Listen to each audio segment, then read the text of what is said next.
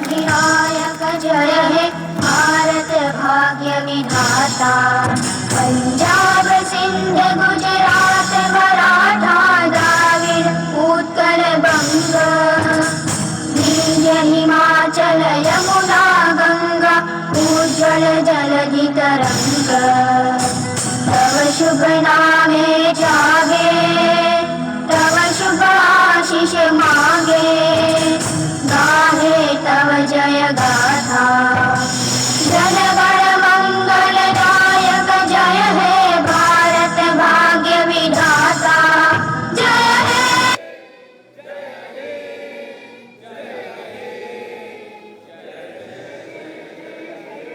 भारत माता की जय, भारत माता की जय।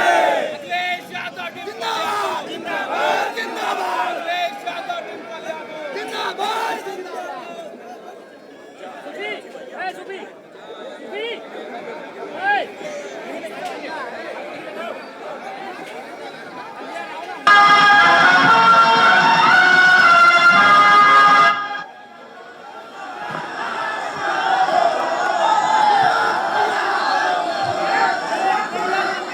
मंच पर उपस्थित हमारे सभी समाजवादी साथी, यहाँ पर उपस्थित सभी समाजवादी साथी, पत्रकार बंधुओं, आज 15 अगस्त है। मैं आप सबको स्वतंत्रता दिवस की बहुत बहुत बधाई और शुभकामनाएं देता हूं। मैं आज के आपके माध्यम से पूरे प्रदेश और देश के सभी देशवासियों को भी आज स्वतंत्रता दिवस की बहुत बहुत शुभकामनाएं और बधाई देता हूं। जहां पूरा देश आज 15 अगस्त मना रहा है, स्वतंत्रता दिवस की खुशियां मनाई जा रही हैं, वहीं आज का दिन हमें ये भी मौका देता है कि तमाम जिन लोगों की कुर्बानी की वजह से आज हम 15 अगस्त मना रहे उनको याद करें। सर्वप्रथम राष्ट्रपिता महात्मा गांधी को हम नहीं भुला सकते। लगातार उनके आंदोलन और लगातार लोगों के बीच में रह करके उन्हें पूरे देश को जगाने का काम किया। वहीं न जाने कितने लोग शहीद हो गए, अपनी कुर्बानी दे दी जान की। न जाने कितने लोगों को जेल में रह करके आजादी की लड़ाई लड़नी पड़ी। उन तमाम लोगों को आज हम 15 अगस्त के दिन याद करते हैं, जिसकी वजह से हमें और आपको आजादी मिली है। जहां स्वतंत्रता दिवस मना रहे हैं, वहीं हमारी और आपकी जिम्मेदारी ये भी बनती है कि जिन सपनों को लेकर के आजादी मिली है, उन सपनों को हम पूरा कैसे करें।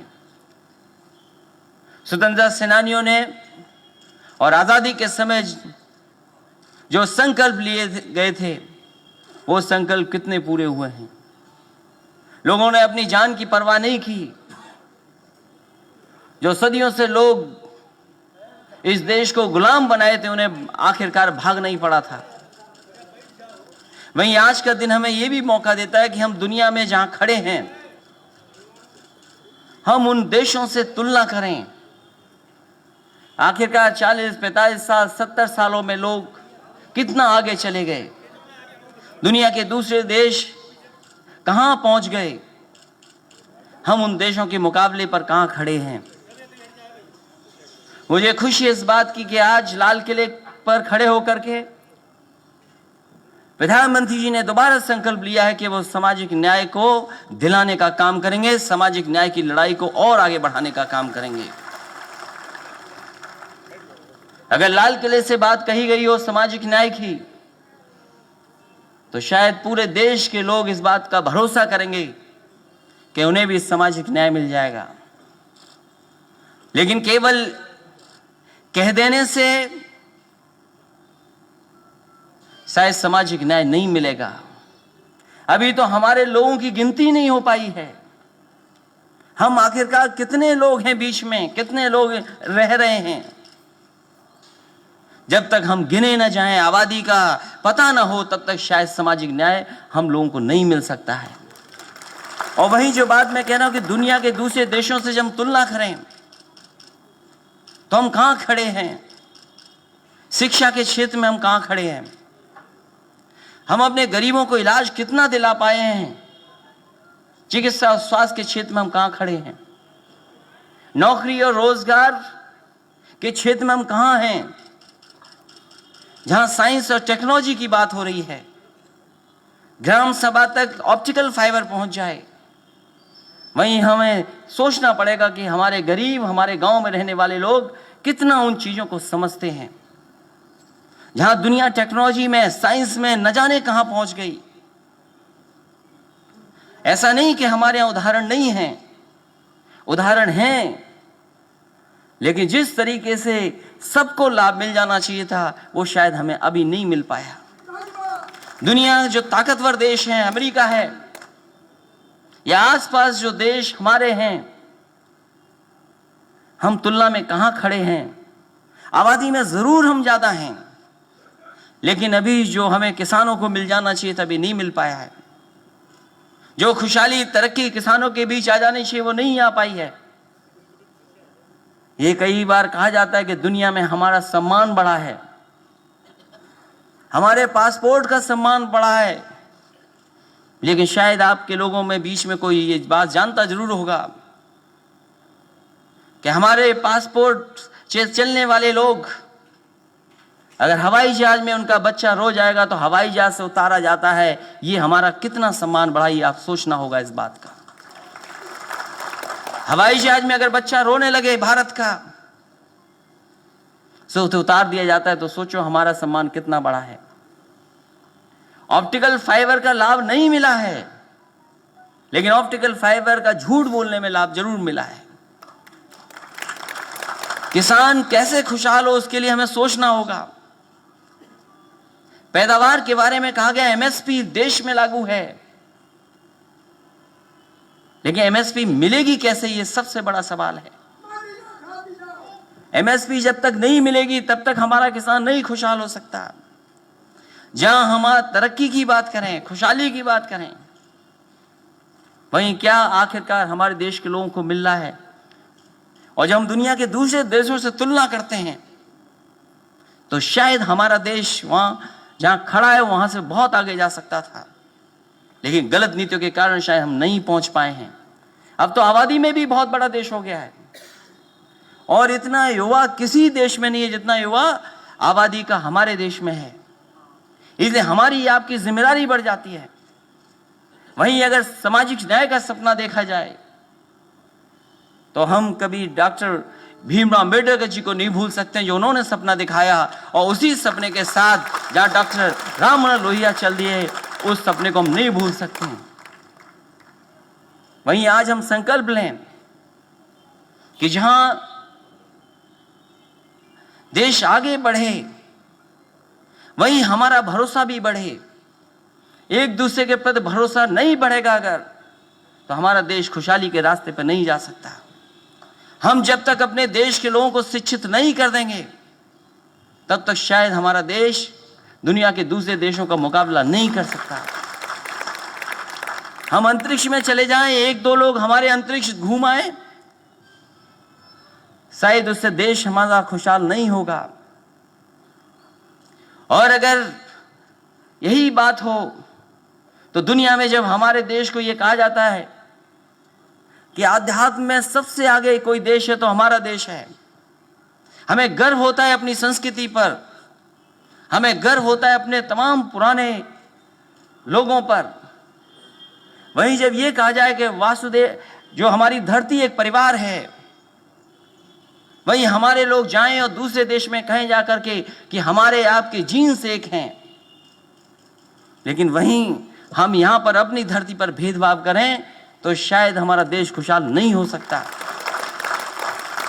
और फिर आज हमारे यहां कोई बात शुरू हुई हो, अगर वही बात अमेरिका में शुरू हो जाएगी तो सोचो हमारे भारत के कितने लोग यहां पर वापस आ जाएंगे।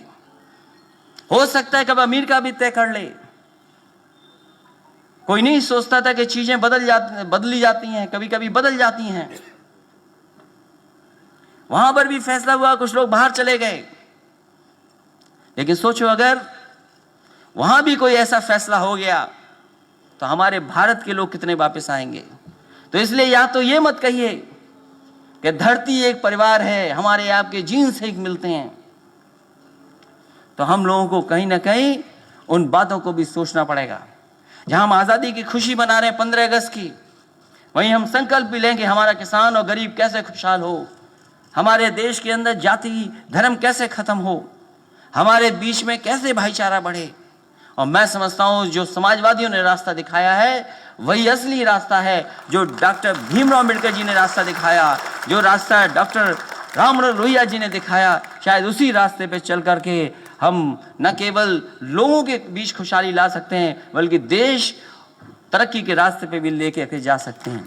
इन्हीं शब्दों के साथ एक बार फिर मैं आप सबको 15 अगस्त की बहुत बहुत शुभकामनाएं देता हूं, बधाई देता हूं। जहां हम समाजवादियों को दे रहे हैं वहीं पूरे देश के लोगों को बहुत बहुत आज के दिन की शुभकामनाएं, और इस उम्मीद भरोसे के साथ कि हमारा देश भी दुनिया के दूसरे देशों के साथ बराबर खड़ा दिखाई देगा। बहुत बहुत धन्यवाद, बहुत बहुत आपका आभार।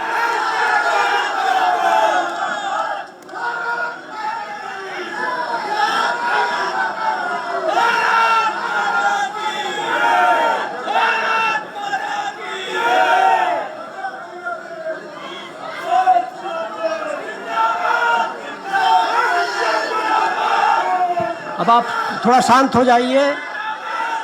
अब स्वतंत्रता दिवस के अवसर पर समाजवादी पार्टी के राष्ट्रीय अध्यक्ष श्री अखिलेश यादव जी को श्रवण कुमार कनौजिया 5 वृक्ष भेंट करेंगे, जिसमें रुद्राक्ष है, चंदन है, कपूर है।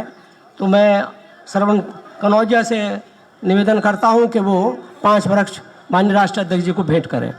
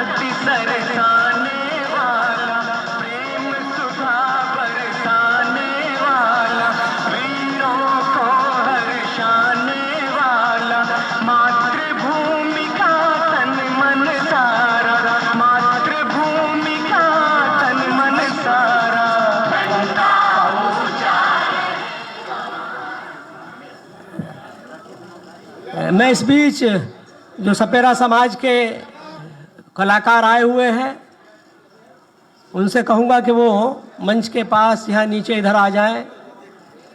सपेरा समाज के जो कलाकार यहाँ पर हैं,